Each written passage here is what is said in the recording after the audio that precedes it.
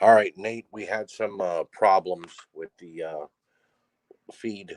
My internet was getting wonky and freaked out, so I had to switch to my phone. So, like you'll notice in the first, this is part two. In part one, we got messed up when I mentioned Cody Rhodes, so we're actually going to scrape that and start over again from the Cody Rhodes match. So we're going to start back up in three, two, one.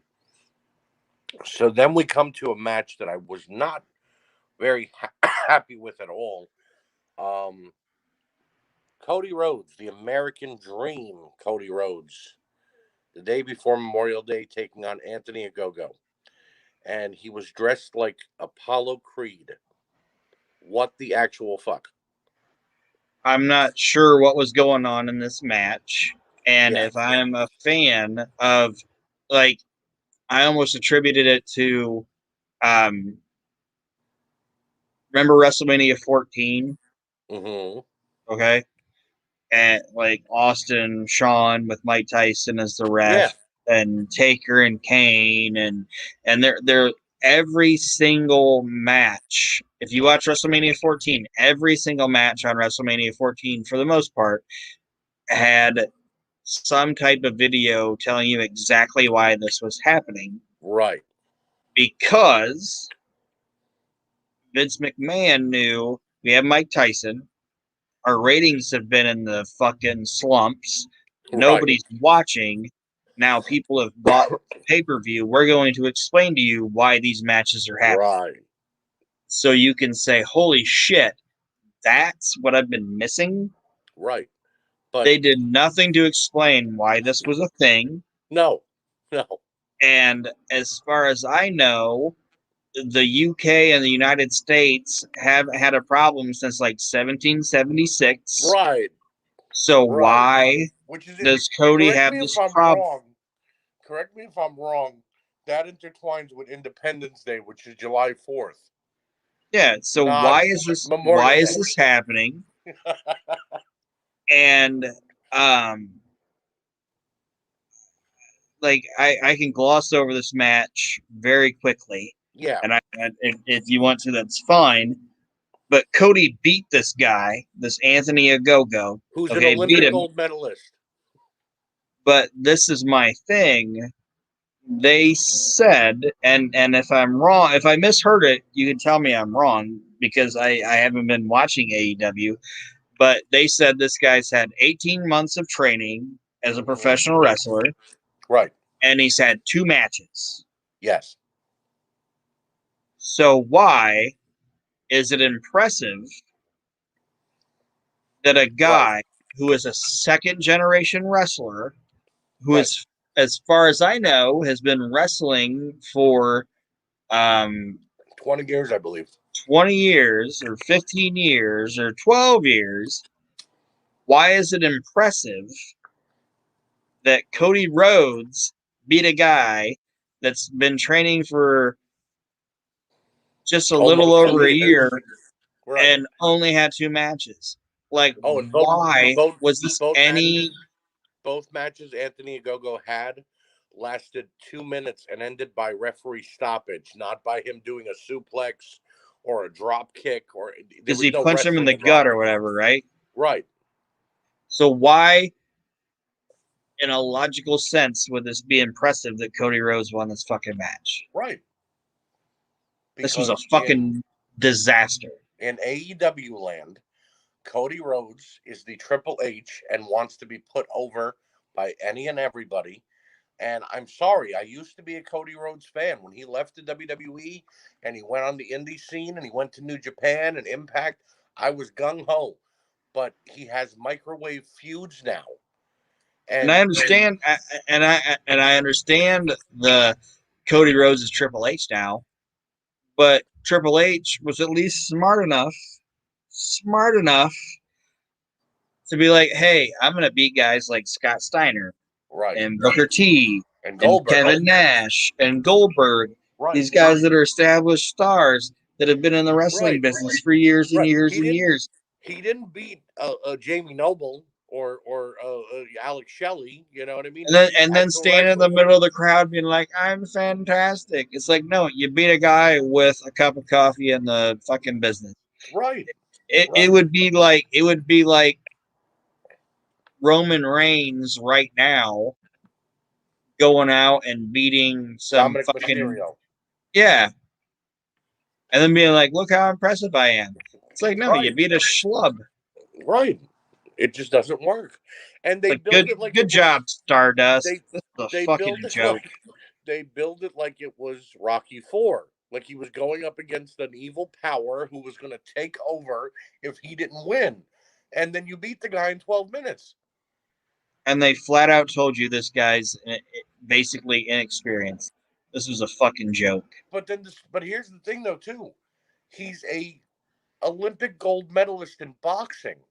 So the real of it is if this guy wanted to, he could have punched Cody Rhodes square in the face and probably killed him. Yeah, he didn't have a glove on. He didn't have his hands taped. A good enough punch to Cody's nose. He could have killed Cody Rhodes if it was real. But I'm supposed to believe that Cody Rhodes beat him because it was wrestling. I don't understand it. I don't get it. I hope this feud is over with the Nightmare Factory and the Factory with QT Marshall, and we can go back to, you know, regular wrestling. What was next on the card, Aaron? What was our next Uh, match? Lance Archer versus Miro. It was not a bad match. Two big bulls going at it. Nothing wrong with it. I'm just not a huge fan of Miro. I actually like the guy. Like when Rusev or Miro, whatever you want to call him, was in the WWE, I was a fan of him. Right. My thing is, when he went over there, I was like, oh man, I want to see what this guy's gonna do. And they brought Right. him in as Kip Sabian's best man, and And a this, video that, game and the other player. thing, and a video Yeah. game player. And all of a sudden, now I'm supposed to believe this guy's some kind of beast. Right. Now, Going up against Lance Archer, who's 7 foot and is legit a beast. and looks like a fucking star. Right. And Miro looks like a Oh star, yeah. but they didn't treat him like a star, is what No. I'm getting at. No. They did And not. and that belly to belly suplex or whatever they did in the plants, that looks fake as fuck. It did. It did. And I this match was two dudes on this card that look like professional wrestlers, Right. but it just did nothing for me. It wasn't that bad of a match, but it wasn't that great of a match. I agree with you what you're saying there. I wish they would give And Lance and Archer and a legit push. and Miro throwing Jake's laundry down the aisle was Yeah. stupid. Yeah. Well, he beat Jake up the night before.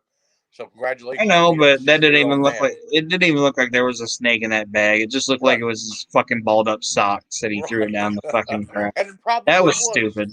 It probably was somebody's t-shirt and jeans and a pair of socks and a pair of shoes. And they just said, make it look like you killed the snake. Okay, great. You know, but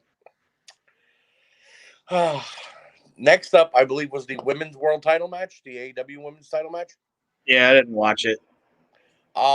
This was good, but not as good as the NWA women's match. Um, Sheeta, great wrestler, but she has been resting on her laurels the last year. She held the title now for 1 year, and I think she defended it twice. Once was against Ty Conti, and another time was against Abandon. Both were passable matches, but nothing great. Britt Baker is a star. In my opinion, she should be pushed as a star. And for the 15 minutes that they gave these two women, it was all Britt Baker. She made this match as great as it possibly could be, with Sheeta bringing up the rear and botching here and there because she still needs to learn the American way of wrestling to go along with her pure Sura way of wrestling and mix it together the way Asuka does and other great Japanese female wrestlers have. Britt Baker gets the win, though. Finally, she is the AEW Women's Champion. One day after finding out we are getting a Britt Baker action figure. Aaron, if that hits your Walmart, I need you to grab it for me. I will.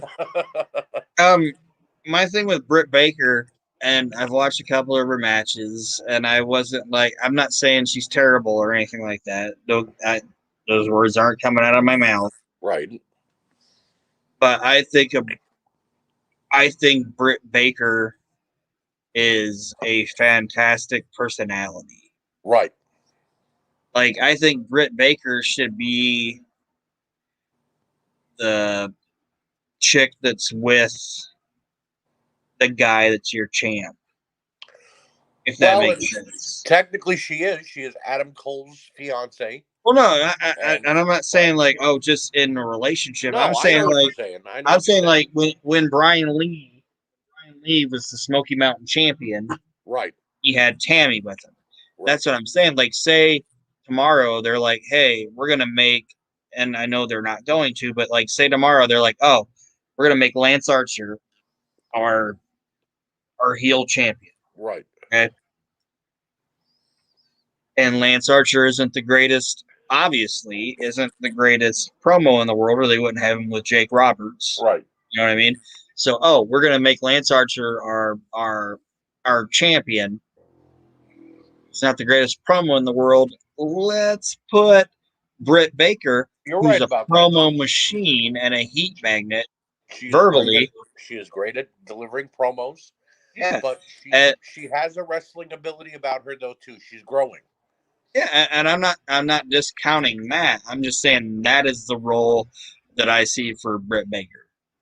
Well, Is I the can role that she understand should that. be in. She should be the attractive, verbally talented female manager. Well, look, I could see that. I definitely could, but I think over the next couple of months with her as champion, we're going to see a different women's division. Um, and I And think make oh, sorry. no, it's okay. I keep interrupting you. It's your show. I It's shouldn't keep okay. interrupting you. Okay, like Tammy might not even be a good example. I thought of a better example. Maybe Sherry.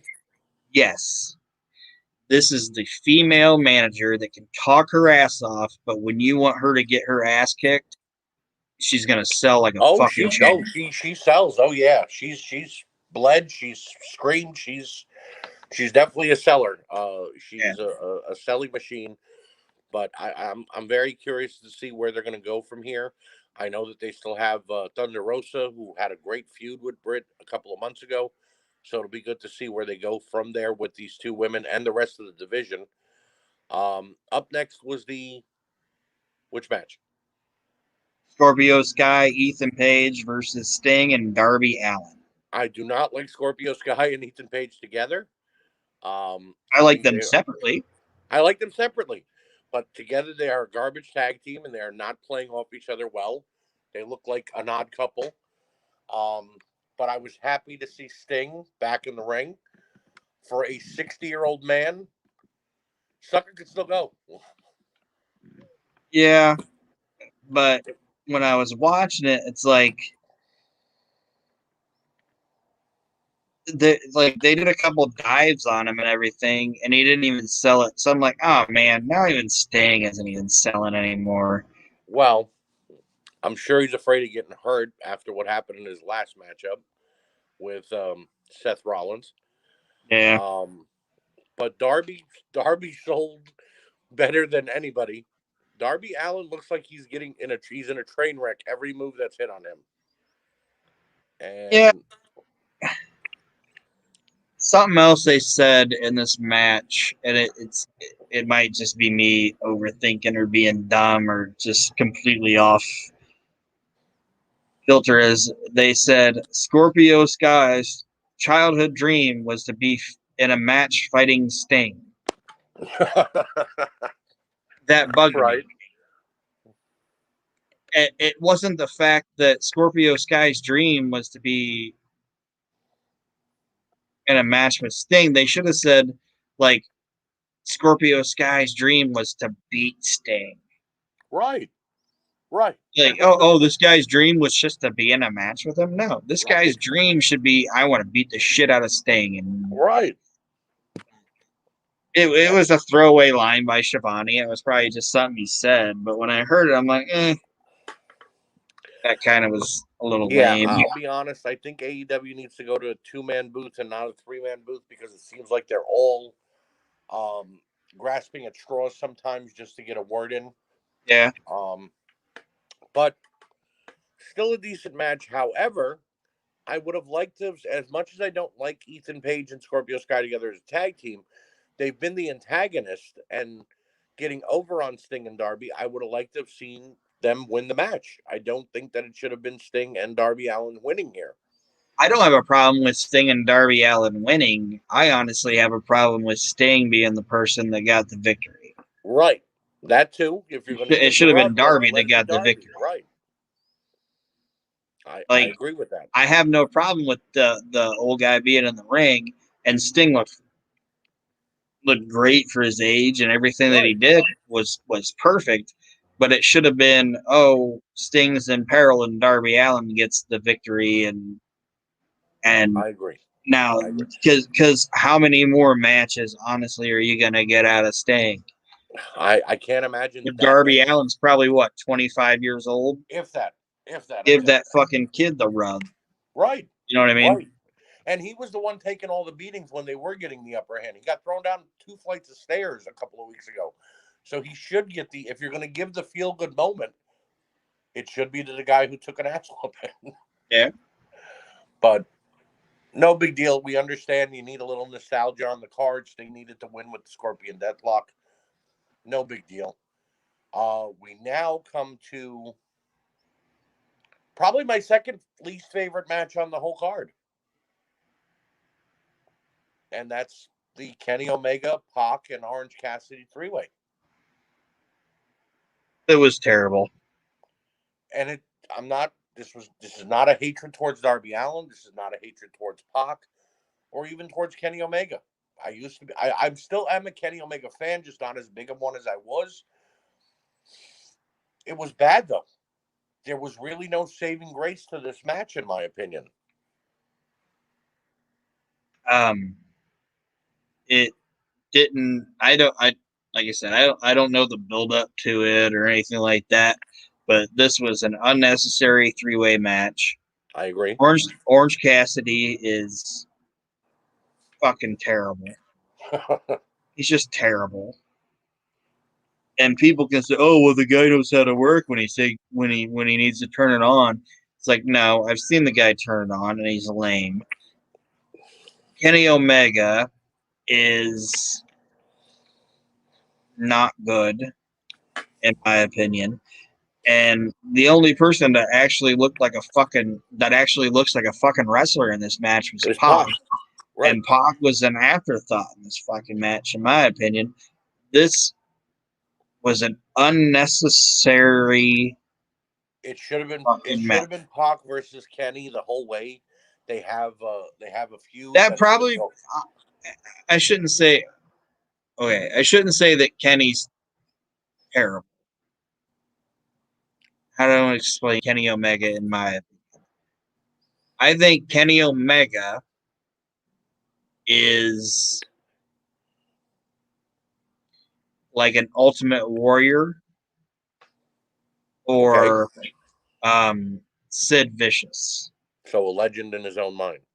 Not even a legend in his own mind. Somebody that if he's in there with somebody that's good, can somewhat carry him to a passable match. Right. Okay. So if he would have been in there with Pac, it probably would have been okay. Right. They've had good matches in the past. It probably would have been palatable, and I probably would have not had to completely disregard this match. But when you set a hunk of shit like Orange Cassidy in the middle of it, I'm like, I don't want anything to do with this. Well, see, here's my feelings. Cassidy really didn't do anything wrong in the match. It's just you had 3 guys whose styles are kind of similar. That fast motion, Pac and Kenny Omega, fast, fast, fast, fast, fast, until there's a pinfall. You know what I mean? But then you have Orange Cassidy, who does go fast when he wants to, but doesn't really do it that much. But then, oh, by the way, let's throw in Don Callis to come in and interfere and bring every world title Kenny Omega holds. It looked like a calamity of a match. You know what I Yeah, mean? Like if you put and that's my thing with Orange Cassidy. People say, "Oh, when the guy wants to, he can really turn it on." It's like, no, he sucks. He sucks. I differ slightly. I don't think Orange Cassidy is as bad as he's made out to be. He is passable, but not in a world title setting. That's where I'll agree with you. In a triple threat world title match, doesn't need to happen. You don't need that to be going on. But like I said, it was like if you would have put in Wile E. Coyote versus the Tasmanian Devil versus the Roadrunner, it would have been the same thing. That's what I looked. It was like a Looney Tune calamity. Everybody just jumping into each other, and then okay, Kenny Omega got the win. You know, Yeah, it was lame. so like I said, that was probably my second least favorite match on the card behind the Cody Rhodes match. And then we come to the main event, which I know you might not have liked it because it was a gimmicky match. The entrance for the inner circle was cool. And there were parts of this match that were actually funny and good at the same time, in my opinion. It's the stadium stampede between the inner circle and the pinnacle.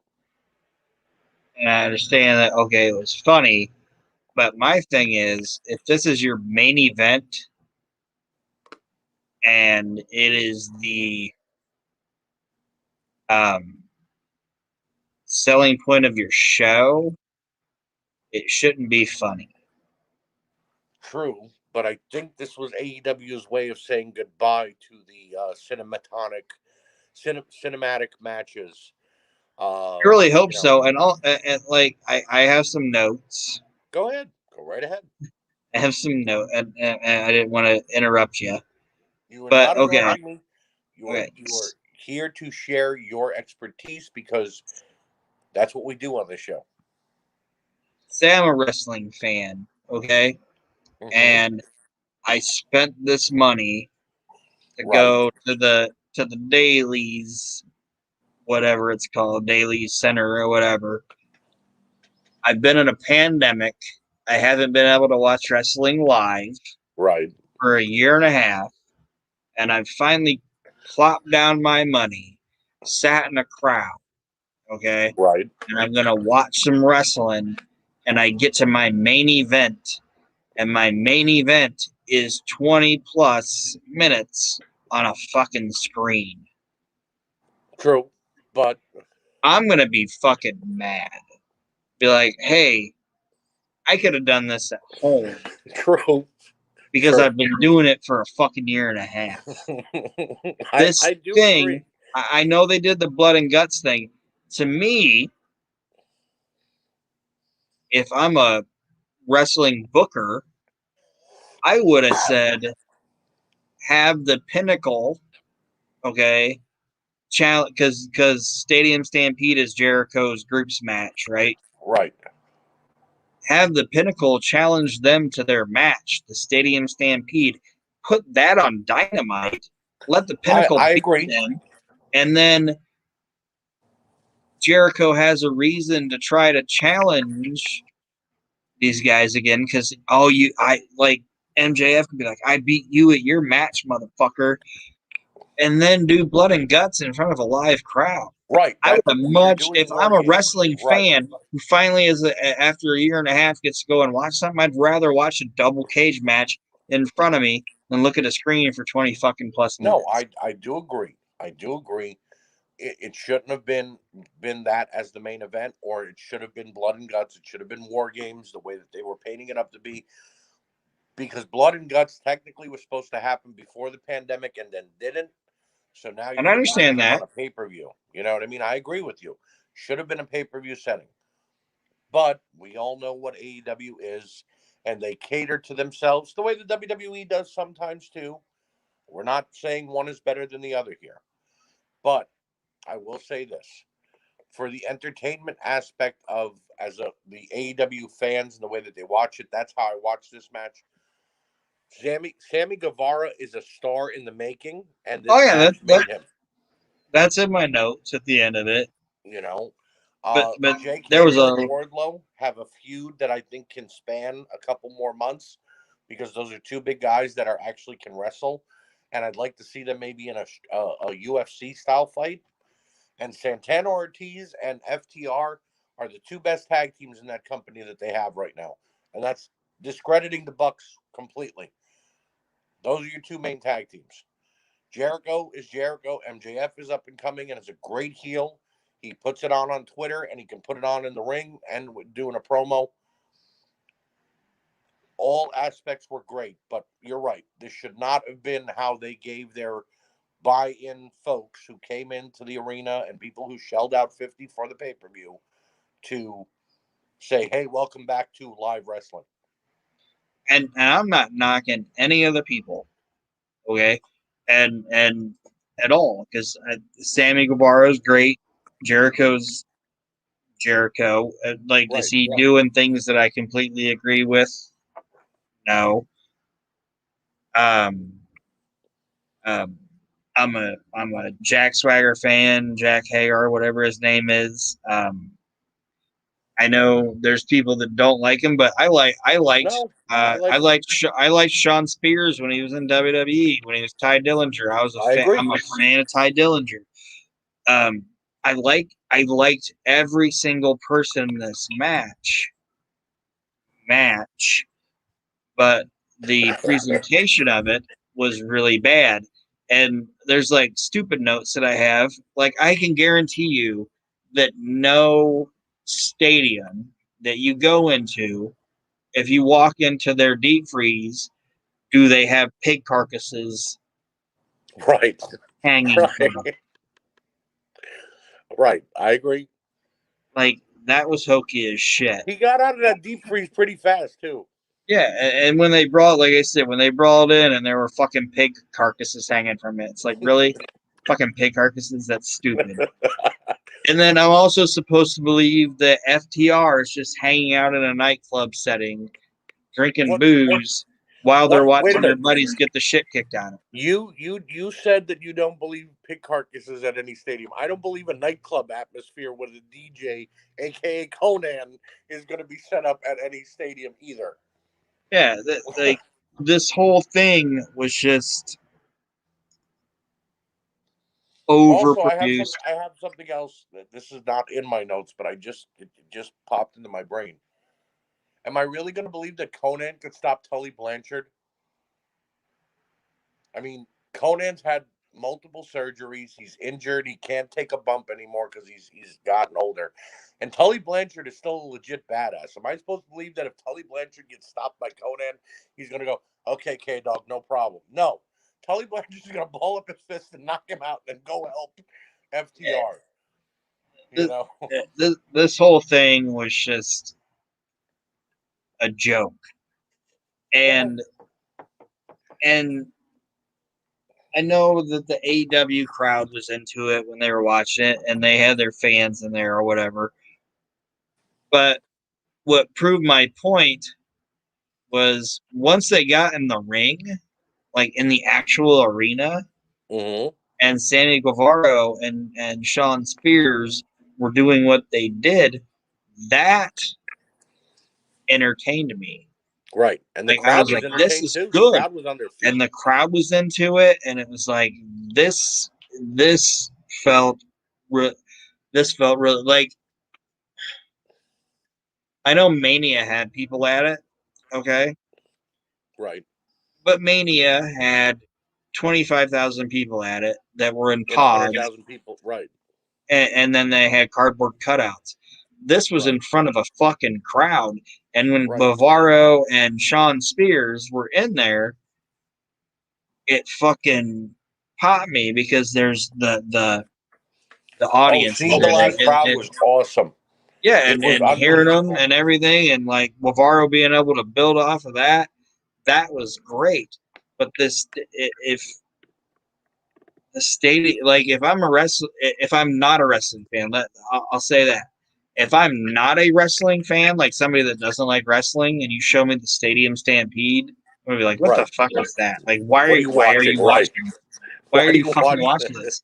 Right. But then if if I'm not a wrestling fan and you show me the last 7.5 minutes when Right. Bavaro and Spears are in the ring, you might not necessarily 100% sell me on it, but I can be like, hey, I can see why you enjoyed it. I want to see what's going to happen next. Right.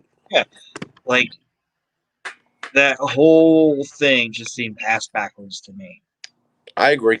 I agree. That Stadium Stampede completely took me out of this Well, paper. I think that'll be the last time we see that match. Like I said, I think it was the I hope goodbye so. for AEW for cinematic matches. I'm hoping the WWE does the same with Money in the Bank being, with full capacity. Um, all in all, though, I will say I enjoyed the show. I'd give it a solid 3.5 out of 5. Well, what about you? 2.5. 2.5. All right. Yeah. All right. So you're at average. You're at the middle. Um, you don't got to go out of your way to watch it, but there are certainly aspects of this pay per view that you should go out of your way to watch, such as the NWA Women's Title match, um, the tag team match was with Moxley and Kingston, all fine wrestling. Um, so now we come to our final part of the show. Only this week, I'm going to give the honors to my buddy Aaron. Aaron, it is time for Grinds My Gears. I give you the floor to tell me what, with current professional wrestling, do you have a gripe with? You didn't write one? Oh, no, I'm leaving it to you this week. Okay, well, I wrote it, so I guess I'll just read it. Go right ahead. It's all right. All right. I'm going to start by saying I don't want to go back to wool trunks and 20-minute headlocks, but nobody takes their time anymore. It's 100 miles a minute. Um, Sorry, I'm going to start over. I'm going to start by saying I don't want to go back to wool tights. Let's pause for a second. Mark for deletion. Mark for deletion. I'm going to start by saying I don't want to go back to wool trunks and 20-minute headlocks, but nobody takes their time anymore. It's 100 miles a minute from what I can see. Wrestling is supposed to be about building up to a crescendo. I mean, imagine if a minute and a half into a Hogan Andre match, Hogan would have just slammed him. Or Magnum TA stabs Tully with the piece of chair 5 seconds into the match. Nothing builds anymore, and it's hurting the wrestling.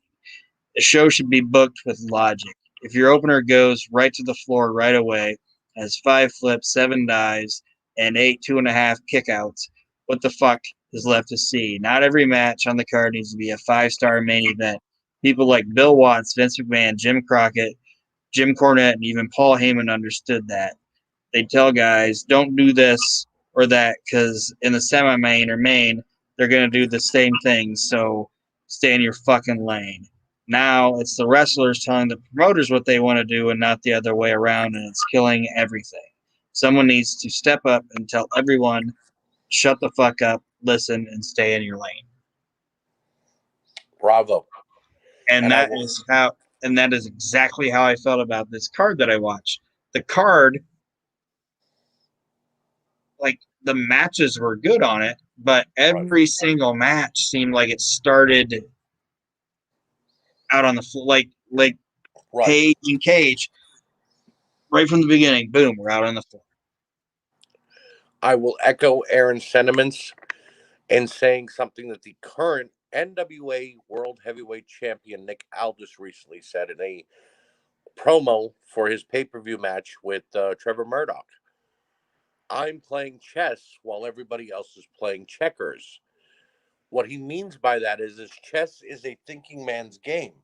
A game of chess could take somebody up to 4 days to finish with their opponent if they both think the same way and actually play the game the way it's meant to be played. A game of checkers, however, could be over in 4 minutes. So in wrestling, if you move, I move. If we move together, we make a good looking spot. But today's wrestling is all about what we want to do to get ourselves over, not to appeal to the crowd or to the people at home or anybody else. Everybody's thinking about themselves and only themselves. So I agree with Aaron. What grinds our gears is this hyper action constantly with a kick out or a false finish. Dusty Rhodes invented the dusty finish to be used sparingly, not every night. Because when you use something too much, it becomes dull and boring and nobody wants to see it anymore. So, with that being said, Aaron, thank you for joining me tonight. Thank you If for we having can me. get our time frames up together next week after the NWA pay per view, maybe you and I could do this again, and we Yeah, can I'm gonna talk check. about the next upcoming pay per view. Guys, thank you for joining me here tonight, and thank you once again to Aaron. And keep supporting WrestleNet Radio and the We Can't Wrestle podcast. And I will see you next time on If You Smell What the Arch is Cooking.